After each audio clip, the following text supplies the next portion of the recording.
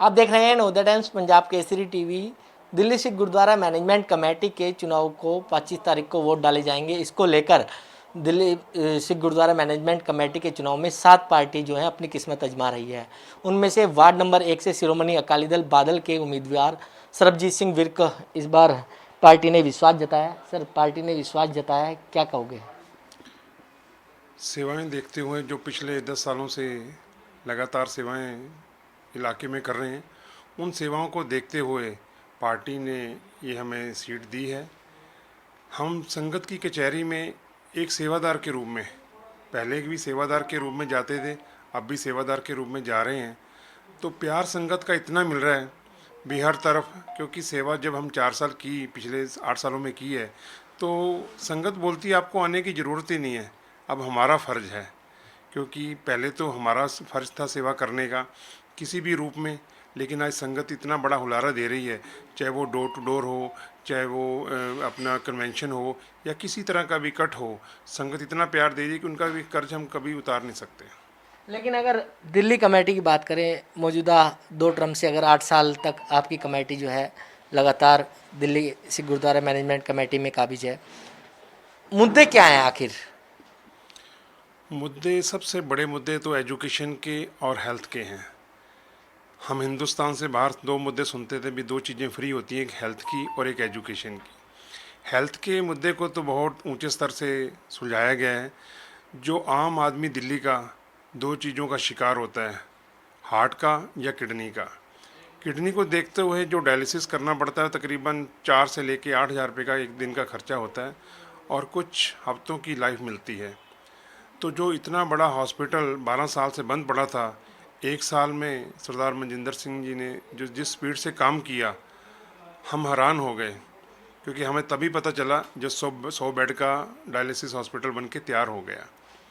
उस अगले दिन उद्घाटन होना था, एक दिन पहले जब सिरसा जी ने वीडियो डाली भी एक बार आके देखो तो सही, यहाँ की मशीनें देखो, यहाँ के बेड देखो, सीटें देखो, तो हम खुद एक दिन पहले ही वहाँ गए तो हम हैरान हो गए। जो वहाँ का नवीनीकरण और सौंदर्यीकरण देख के लग नहीं रहा था कि ये बाला साहब हॉस्पिटल है, कोई सुपर स्पेशलिस्ट हॉस्पिटल लगता था, ऐसा था। और जो दिल्ली की संगत ने, मैं समझता हूँ किसी को भगवान इसकी ज़रूरत ना पड़ाए, लेकिन जब उनको बगैर पैसे दिए, कैश काउंटर के बगैर उनको देखा, तो उनको विश्वास नहीं होता था। लेकिन सर, आप 100 मशीनों का दावा कर रहे हो, मशीन तो वहाँ पर 30 चल रही थी जब मैंने वहाँ पर रिपोर्टिंग की थी। ऐसी बात है, जैसे जैसे मरीज आएंगे वैसे वैसे मशीनें ऑटोमेटिक चलेंगी। अगर आज 100 चल रही हैं तो कल को 1000 भी चलेंगी। ये हमारा दावा है कि हम वहाँ 1000 बेड का डायलिसिस हॉस्पिटल लेके जाएंगे, क्योंकि जिस चीज़ की ज़रूरत होती है संगत को, अगर वो चीज़ मिल जाए तो मैं समझता हूँ उससे बड़ी सेवा कभी नहीं हो सकती। लेकिन जो इस हॉस्पिटल का बनाने का दावा था, ये मल्टी स्पेशलिस्ट हॉस्पिटल बनाने का दावा था, क्या ये किडनी में रह के रह जाएगा बस? ऐसी बात नहीं है, ये तो शुरुआत है। ये डायलिसिस हॉस्पिटल की शुरुआत है। किडनी का सबसे बड़ा हॉस्पिटल हिंदुस्तान का बनेगा। ऐसा ऐसा एक एक वार्ड में, एक एक टर्म में, एक एक साल में ये चीज़ पूरी होती जाएंगी। ये शुरुआत है। अब ये कोई सोच सकता था दिल्ली में एमआरआई, हम पेपर में पढ़ते थे 50 रुपये में, लोग मजाक उड़ाते थे, लोग सोचते थे भी दिल्ली में 50 रुपये एमआरआई होगी, क्योंकि कम से कम 10,000 से नीचे तो एमआरआई होती नहीं थी। लेकिन इस चीज़ को सच कौन करा, किसने किया? दिल्ली कमेटी ने किया। क्योंकि एमआरआई की मशीनें एक पंजाबी परिवार ने, जिसको गुरुद्वारे पे भरोसा था, दिल्ली कमेटी पे भरोसा था, तो ही तो उन्होंने दान दी ना, 10 करोड़ की मशीनें दी। तो आज वो मशीनें चल रही हैं। तो जो बीपीएल से नीचे अपने परिवार हैं, 50 रुपये में उनकी भी हो रही है। लेकिन जो मीडियम परिवार हैं उनको 1000 से 15 रुपये खर्च करना पड़ता है। तो एक ये शोशाबाजी नहीं है, ये एक रियलिटी है। ये करके दिखाया है। जो बातें वादे करते हैं वो करके दिखाएं तो ही हम संगत की कचहरी अच्छा, में जाएंगे। लोकल मुद्दे की बात करें, आप वार्ड नंबर 1 से यहाँ पर चुनाव लड़ रहे हैं। मौजूदा मेंबर जो है वो भी आपके पार्टी से थे, आपको टिकट दिया गया है इस बार। लोकल मुद्दे क्या रहेंगे? लोकल मुद्दे, सबसे बड़ी हमारी ये 2 कॉलोनियाँ हैं जिनको हम विक्टिम कॉलोनी, जो 84 की विक्टिम है, 2000 वोट एक कॉलोनी में, 500 वोट एक कॉलोनी में, टोटल 8500 वोट हैं। उनका मेन मकसद है पढ़ाई, एजुकेशन। हमारा पंजाबी जो अब की बार हमें जब इलेक्शन में हमने देखा कि कैंडिडेट को अपना पंजाबी पढ़ाई भी गई और लिखवाई भी गई, वो हमारा मेन मुद्दा है कि बच्चों को पंजाबी से जोड़ना। धर्म से कब तक जुड़ा जाएगा, जब तक हम पंजाबी से ऊड़ा और जूड़ा ये दोनों चीज़ें होंगी तो सिक्खी बची रहेगी। हमारा मेन मकसद है सिक्खी को उभारना, सिख पंथ को उभारना। वो सेवा कैसे हो सकती है?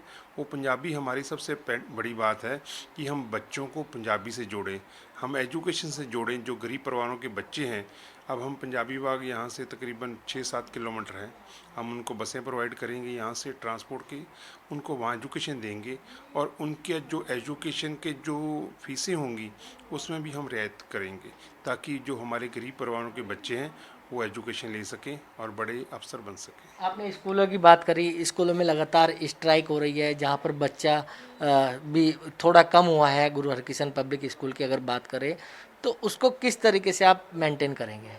एक्चुअली ये एजुकेशन का जो स्कूलों का स्तर था पिछले समय से गिरा हुआ है। जो एक बार स्तर गिर जाए तो उसको उठाने में बड़ा समय लगता है।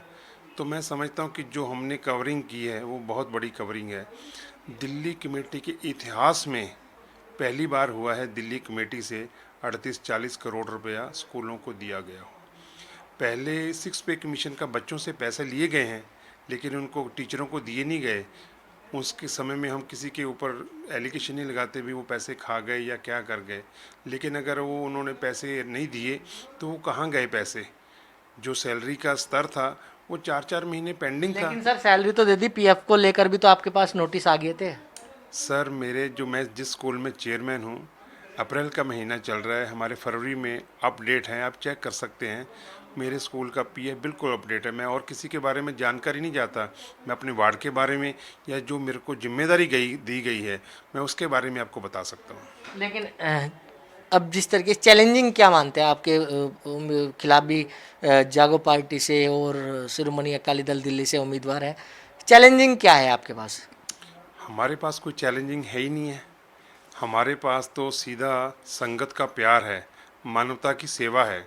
हमारे लिए कोई चैलेंज है ही नहीं इसमें वार्ड में, क्योंकि संगत हमें प्यार इसलिए करती है कि संगत के हम काम आते हैं। 24 घंटे में जब हमें मर्जी संगत फ़ोन करती है तो हम हाजिर होते हैं, और दोनों भाई हाजिर हुए हैं। क्योंकि एक नॉमिनेट मेंबर होने के नाते आपको पता है कि हमारा नॉमिनेट इतना ध्यान नहीं देता। वो उनको पता भी, मैं तो संगत से मैंने वोट तो ली नहीं है, लेकिन मैंने संगत से वोट लेके विक्रम सिंह को जितवाया था, पहले भी मेंबर को जितवाया था। तो संगत का मेरे पास कर्ज था। इसलिए संगत का प्यार तब मिलता है जब संगत की कचहरी में जाते हो। आज संगत का प्यार इसलिए मिल रहा है कि हम उनके दिन रात उनके काम आएँ, चाहे वो एजुकेशन में काम आएँ, चाहे हेल्थ में आएँ, चाहे लंगर में आएँ। क्योंकि पिछले समय जब लॉकडाउन लगा हुआ था, हम 4-4, 5-5 महीने हमारे लंगर लगातार, चाहे वो 5,000 की गिनती में हो चाहे 10,000 की गिनती में हो, लगातार 4-5 महीने लंगर इन कॉलोनियों में चलता रहा है। और वो गुरु की संगत ने दिया। मैं नहीं कहता भी मैंने किया है।